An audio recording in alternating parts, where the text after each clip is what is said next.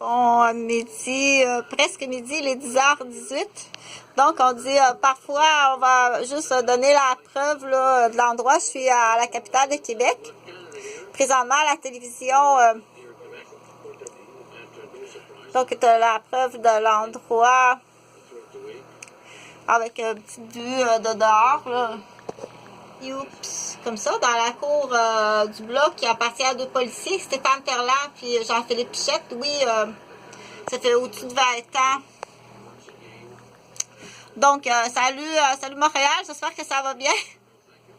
Il y a d'autres prises d'otages aussi plus graves de ce côté-là. Puis il y a des prises d'otages, il y a des grands-pères et des grands-mères qui savent pas, qui sont sur un plan. Donc, je répète, il y a des grands-pères et des grands-mères qui ne le savent pas, qui sont sur un plan à détruire.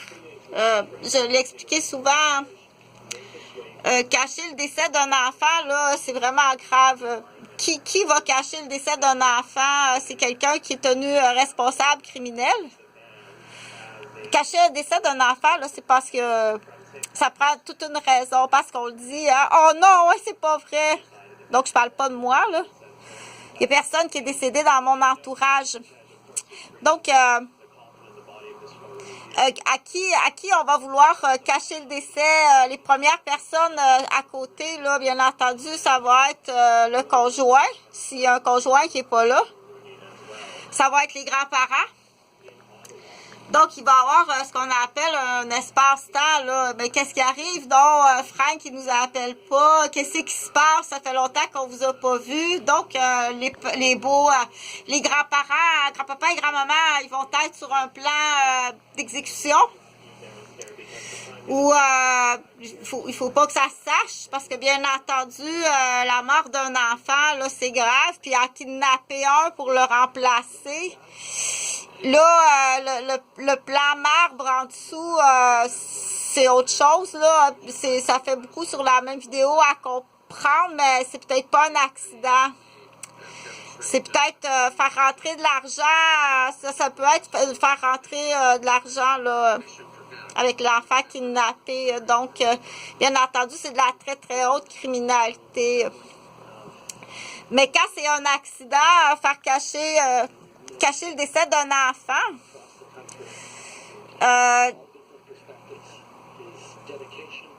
celui qui est responsable du décès de l'enfant, bien entendu, s'il cache le décès de l'enfant, c'est parce qu'il y a une raison qui est criminelle, là, soit qu'il était en boisson, ou qu'il avait pris de la drogue, ou qu'il y a une raison criminelle, ou c'est déjà un criminel. Ça peut être quelqu'un qui est déjà un criminel, puis s'il déclare, il va être à grand jour. Il ne pourra pas cacher qu'il est en délit de fuite. Ou ça peut être quelqu'un qui a un poste d'importance, un avocat, un policier, un directeur d'école, une directrice, un PDG, quelqu'un en importance, là. Si en plus c'est de la négligence criminelle, il va tout perdre. Fait qu'il va cacher le décès de son enfant, il ou elle, ou ILS. Si c'est fait, mettons, un chalet, puis l'enfant s'est noyé dans la piscine dehors, puis il y avait beaucoup de monde, des invités, là, il peut avoir des prises d'otages, dites-le pas. Donc, il peut y avoir du monde qui sont pris en otage. Mais si tu y retournes, là, tu deviens complice. Aussitôt que tu retournes avec ces gens-là, tu pars, t'es plus une prise d'otage, tu deviens un complice. OK?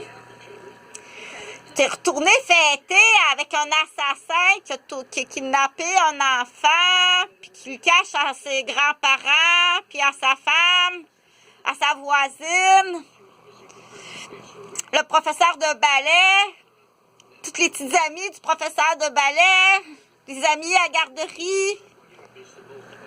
Tu caches tout ça, là. Donc, tu tiens à peu près ce qu'on appelle en criminalité. En criminalité, il y a des groupes, des associations